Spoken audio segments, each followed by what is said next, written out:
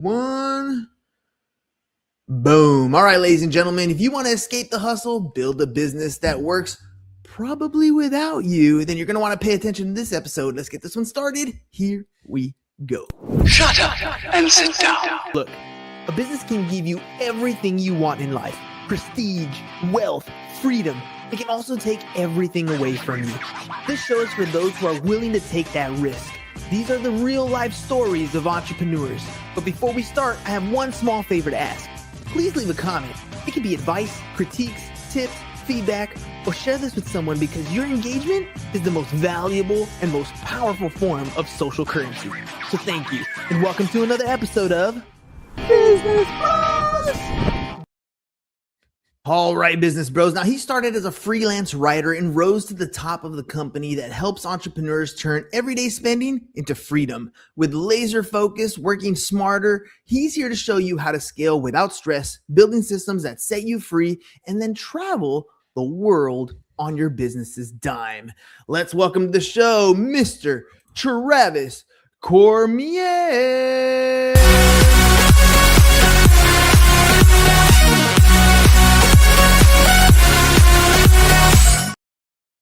Get this party started. Welcome to the show. Thanks for having me. I'm excited to be here. That's probably the most fun intro that I get anywhere. So, hey man, it's got you smiling. Then we're doing the right thing here. All right, Travis, let's get this thing on the road. Tell me a little bit about your background. How'd you get here? How'd you get to the point where you're helping entrepreneurs live their best life? Yeah, man, it's been a journey. I actually started as a chemist and was just trying to find a way to make some extra money. I worked overnights. And like everyone else would nap or play video games or watch YouTube. And I said, can I just make money while I'm sitting here at work doing nothing? And so I stumbled into freelance writing, specifically in the travel side and points and miles, and did that for a few years. Kept telling the founder of the company, like, you want to go all in? Like, stop making this just a little hobby business and go full time. Just, I don't know, let me know. I'll quit my job.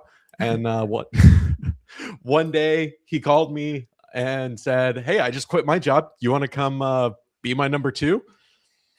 So there you go. I was definitely a little nervous. It was a big jump, but I got home and my wife told me, don't be a fucking idiot. These opportunities don't come around that often. And you're a chemist in Houston. You can go get another job in 6 weeks if it crashes and burns. All right, Travis. So we've established you're the kind of crazy that most entrepreneurs need to be in order to establish themselves and get themselves going. So you take that entrepreneurial risk, quit the day job, you got the support, and you're moving forward. If you have other entrepreneurs that are in similar situations, maybe they're getting started, maybe they have a little side hustle, they're thinking about that next step. What was it that took you to that mentality where you were like, okay, I'm ready to quit this and move forward? And how can you relate that to like other entrepreneurs in that similar situation? How can you make it work for them? Man, it's scary.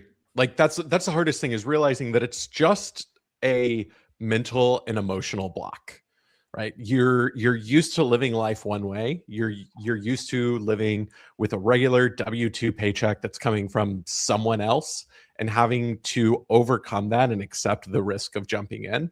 But like, if you're not willing to accept that risk when the timing's right?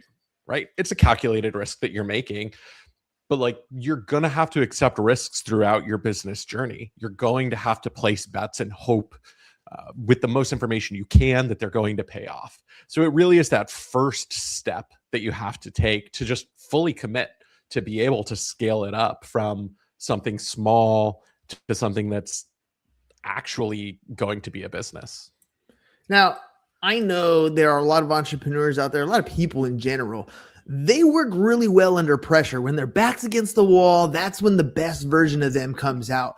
That being said, when your back's against the wall, you also make a lot of mistakes, and there are a lot of things that end up going wrong. Even if you have the best plan in the world, it doesn't always go according to plan.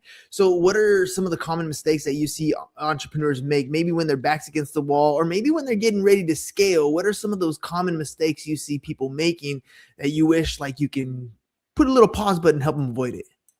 Yeah, the biggest mistake that I know I've made myself is focusing on everything instead of focusing on the wildly important. Like, what's the one thing that you can do that's going to create the most value for your business? And when you're new, it's hard to figure that out. So you're just taking a shotgun approach and trying everything and hoping something sticks. But when you find something that sticks, you've got to pivot and say, this is the one thing. This is the thing that's going to skyrocket us. For us, that was paid ads. We were trying so much, and our paid ads, we sat down and looked at it and realized we were getting $8 in return for every $1 we made on paid advertising. So instead of sending money to 17 different things, we took every dollar that we had and poured it into those paid ads. And that is what gave us about 1,300% growth over 3 years, because it's that one thing. It's working. We found what works. Now lean into that and embrace that. And it's scary because it feels like you're putting all of your eggs into one basket. There are so many entrepreneurs. I'm gonna pause you right there because I think it's so important. There are so many entrepreneurs who get to the point where will have this thought in their mind all the time. It's like, if I can get this one client, I'll be good. If I could just get, clients coming in on a regular basis, I'll be good. You got to that point. You turned your paid ads on. You're getting to the point where 1,300%, that's a huge increase. There's a lot of founders who find themselves in a situation where now they become the bottleneck. All of a sudden, you thought what you originally thought was the solution now becomes a big problem. Walk me through that. You get to a point where 1,300% increase in business coming in. Could you handle it? And what was your biggest concern? The biggest concern was losing it all. It was crazy. Like that is a crazy time to go through whenever you enter that first growth phase of your business, right? And you might think you've entered that first growth phase because you're seeing a little bit, but until that hockey stick hits, like, you're not actually in the chaos of a growth phase. And what happens is you become the bottleneck because you realize anytime a decision needs to be made, people are coming to you. If you go on vacation, revenue dips. So in that case, you haven't really built a business. And this is normal. This is natural to go through. All you've done is built a high stress job for yourself. You have to, like, those triggers when everything in the business flows through you is when you are the bottleneck, and you have to systematize and build your business to handle those. So that way it's not dependent on you. And that takes a lot of trust. Like, that was probably one of the hardest things to do, because you know how to do it. But in reality, I'm not an expert at ads. It just happened to work for us. So we went and hired someone to run our ads for us who knows what they're doing and was able to take what we had done already and execute it even higher than we had. And that meant I'm no longer the bottleneck behind ads. I'm not having to worry about it. They're just executing and getting it done for us. All right. So one key thing I'm catching here is when you realize that you are not the expert in the space, you need to start expanding and finding a team member that is an expert in that space. Now, part of that for entrepreneurs is releasing and letting go. Their name's on the billboard. They've put all their blood, sweat, and tears at this point. You're handing over responsibility to somebody that they may or may not be as successful or as dedicated as you are. And that's just one system that you're putting in place, or one person that you're putting in place. As entrepreneurs get to this hockey stick level, what systems should they be thinking about putting in place? Where do they go first? What part do they replace on themselves in this business so that they can hopefully start getting some of their time back and enjoy this business they originally enjoyed doing at the beginning?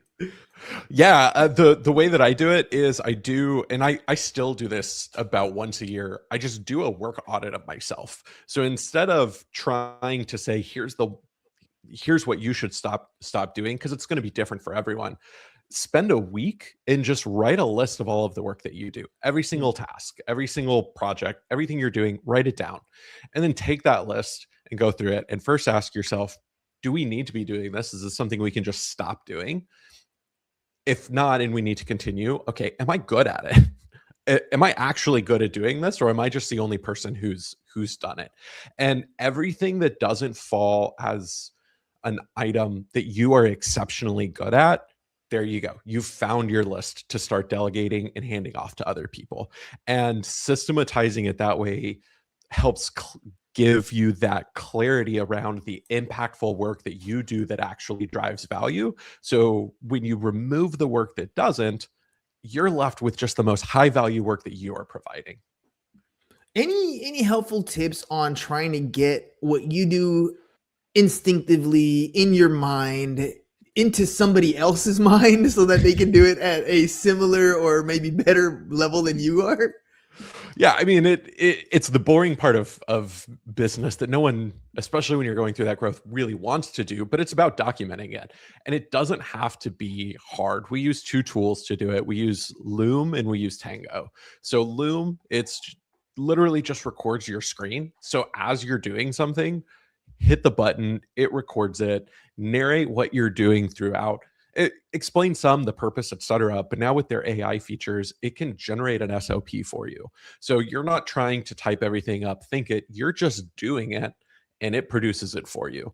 The other tool, Tango, that we use, it's similar, but it uses screenshots to do it. So it really just kind of depends on your flavor.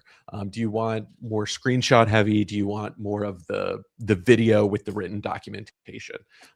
But just like, don't overthink it. It doesn't have to be harder than it is. Man, it's 2026. Those tools are making things so much easier. Yeah. You have literally no excuse why you can't create an SOP. I don't like to type. I don't like to spell. Nah, none of that even exists anymore. Like, yeah, I don't like to do screenshots. No, just do the work and trust me. The AI will come right behind you and create those SOPs. Now, that's instinctively moving essentially from a COO to a CEO, right? Chief Operating Officer, where you're doing all the day-to-day stuff, to now becoming a CEO where you're more like a leader, making some of these bigger executive decisions and guiding the company in a certain direction. What has that transition taught you as far as leadership and legacy, just moving from the operating side to the execution executive side? Yeah, it's been a big mindset shift. It's been from, as COO, I was asking myself, how do we execute this properly? Not just for now, but for the future of the business. And instead, my mindset is having to change to, where are we going and does this matter? I have to stop obsessing over the checklist and the work being done and trust the other leaders in my organization and my new COO to execute that work and be sure that it's getting done to deliver the results, so it can free up the space for me to have the focus to be looking forward and outwards from the business. Let me ask you about that little mindset shift, because I mentioned it earlier, letting go of the responsibility that you did before and handing it off to someone. There is definitely a mindset shift that has to go there, because nobody's going to care about your business the way you care about it. Nobody's going to do the work the way you would do the work. And yet you still, in order for you to grow, have to let go of that and still have that, that I don't know, internally it's going to bother you, but you sort of let go and let go. I know there's a lot of entrepreneurs that maybe are looking for that first person they're going to bring on board, or maybe that second person they got to release that responsibility. I know it's going to take over. It's going to take time, but can you kind of give somebody some kudos or things that they can put in their mind where that release of responsibility is a little less stressing than it I guess traditionally would be? Man, it's so funny because I've seen it from both sides, right? I was the COO trying to get my CEO to do that, and now I'm the CEO trying to do it myself. And I remember, as the COO, just get out of my way, just stop. Like, let me do this. This is why you hired me. And now as CEO, I'm trying to not be in those weeds, and it fucks with my head a little bit sometimes, for sure. And the way that I have found it the most successful is just being sure that you're aligned with your COO, right? Like, they are a partner. They are not, don't view them as an employee, view them as a partner. They are there to execute your strategic vision for the company, and have that mindset, enable them. Because if you don't enable them and actually empower them to do that, you're just going to be stepping on their toes and not letting them do the work that you're paying them to do. That partnership requires finding the right person. Don't just go and hire any COO or anyone to do it because you like them. It needs to be someone who's the yin to your yang. So if you're really good at finance, right, you can keep finance. You're a small business. Like, you're still going to have some as CEO. But where are your weaknesses? If your weaknesses are in building sustainable systems, find someone who already has proven that they can do that. So you're going to go into it with the inherent trust that they're able to do the work that you're not good at. And that's going to allow for them to really thrive and pull more and more off of your plate. Yeah, I feel like over time, as long as you're communicating with those partners and you're focused on the direction that your company wants to go in, everything kind of falls in line. You realize what they're doing and the extra steps that they're taking that you never even would have thought of, just because that's their expertise and not your expertise, is going to make things a lot easier. Now, that doesn't always, especially for a CEO, make the business feel smoother. There's still going to be all kinds of fires that get to put out. There's all kinds of chaos. When you're making that transition, or maybe you've already made that transition and you're managing people and you're running teams, what's the fastest way to kind of regain clarity, regain control when things start to feel chaotic, when the fires are blazing everywhere and you might end up like me, ripping your hair out or something? How do you kind of regain that clarity and control? I regain that by setting us up for that clarity from the start, so that when those fires come, I know when it gets to me that it's already processed for everyone else. And how we do that is a simple decision matrix. We kind of go through the big tasks and responsibilities and delegate those, but don't just delegate the tasks, delegate the authority behind them as well, right? And what I mean by that is be clear on, hey, you do this and I don't even need to know about it. If you do this, that's cool, just keep me in the loop. The next level, like 4 levels, the third level, you make the decision, but get my approval. And the fourth is, I own this. You always need to come to me with this. So like a good example of where this can work is with budgeting.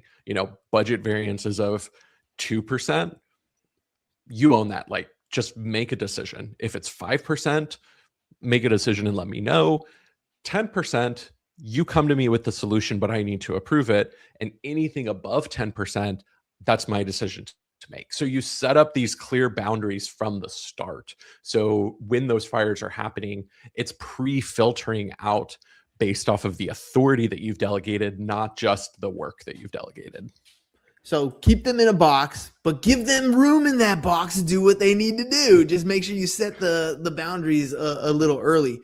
All right, well, let's talk about the fun stuff of getting into business, because let's be 100% truthful in this. I always think of businesses like when you get a lottery ticket. You buy that lottery ticket and you start imagining what life will be like when you win your money, right? What car you're going to drive, house, location, everything, vacations, all the stuff you're going to do. And I think when you get into business, it starts off that way. And then if you're lucky and you're successful, it gets even crazier and you still got to settle down somehow, some way. So how do we start maybe enjoying the perks of our business that we want to enjoy, but through maybe our business, so that we don't have to come out of pocket? Yeah, this is what we really teach, is how to use your business expenses to fund specifically a travel lifestyle. If you're not a traveler, that's great. But your existing business expenses can already open up a world of travel to you. So you can get those lifestyle experiences without having to pay for them. So all of the expenses that you have in your business, if you can put those on credit cards, especially reward cards, you're going to build up points. And those points you can use for travel. And I don't just mean like, you're going to fly to Omaha, right? We've got business owners going to Europe, flying first class around the world, staying in crazy places. And it's all because of their business expenses. They're not paying anything extra out of pocket. They're just leveraging the expenses that their business already has and getting this extra return. And that's a way to think about it, is like, it's an extra 2 or 3% of margin that you can get for your own personal use without adding any additional costs. It's just shifting how you're paying for your expenses. Now, let me get this straight, because I think I do this in my own personal life. For many, many years, I used the envelope accounting system, because that's where Mhm. you start off with. You take your money when you get paid, you put it in envelopes, and that's how you budget. As I got a little more sophisticated, I started using my debit card. And then I was like, why am I using my debit card? I should use a credit card to run all my bills, and then I get some points on that. And now it works, because every once in a while I'll fly out and my flights are free. Every once in a while I'll go, get a gift card in the mail from a particular company. Maybe I have points that I use for whatever. I'm not really spending any extra. There is some responsibility as an individual to make sure you're not using your credit card too much. But for the most part, it's just the bills that are being paid out that I'm getting that extra benefit. You're saying I should do the same thing for a business? Absolutely. Like you're just doing the exact same thing for the business, and all of those same rules and responsibilities apply. Of don't like it's a terrible debt mechanism. You don't want to go into debt on a credit card because you're going to pay probably the highest interest you will anywhere else. But if it's money you were already planning to spend, then just spend it from the credit card and then pay off the credit card. And now you're getting those points back as a return on it for the money you were going to spend anyways to fund the lifestyle that you want, especially if, you're early stages in your business and you're working on building those margins and improving those. It lets you tap into some of those lifestyle improvements already. Well, speaking of tapping, and it's not necessarily the same kind of tapping, but I noticed that on some of these cards, the points the point structure tends to differ based on how you end up purchasing things. So like if I go into, I don't know, Walgreens, for example, I walk in and I physically hand them my card, maybe I get like a 1%. If I tap my card, I get like a 2%. If I use the purchase on the app, I get like a 3%. So should I be like modifying how I'm purchasing these things, or maybe which cards I'm using to kind of maximize my rewards? Yeah. Yes. Is the clear answer. What I would say, especially for business owners though, is you've got a lot going on. And so trying to perfectly maximize these is probably going to take more time than the value of your time is worth. So really you can kind of simplify it in a few ways. The easiest one for business owners is, what are your top 2 or 3 business expenses? If you have a fleet company, it's probably gas. If you are an online agency, it's probably digital marketing. So just look at your P&L and see, what are my top 2 or 3 expenses, and then find the cards that give you the highest return on those top 2 or 3 categories. So now you've got your travel card, your gas card. So when you book travel for work, put it on the travel one to get the highest return. You absolutely can go down the rabbit hole and try to optimize every single expense. And like, there are people that do that. I used to do that myself, but it just became not really worth my time versus saying, where can I get the best return on the 60-70% of most of the money that the business is spending? And let's make this perfectly clear. We're not asking you to spend any additional cash. This is the normal expenses that you're already utilizing. You're going to pay this off anyways. If you used your debit card to pay your bills, you were just going to pay the bill off anyways without any extra bonus. So this is literally a strategy where you're just paying with a different card and you're still paying off your bills every single month, right? We're not trying to acquire new debt.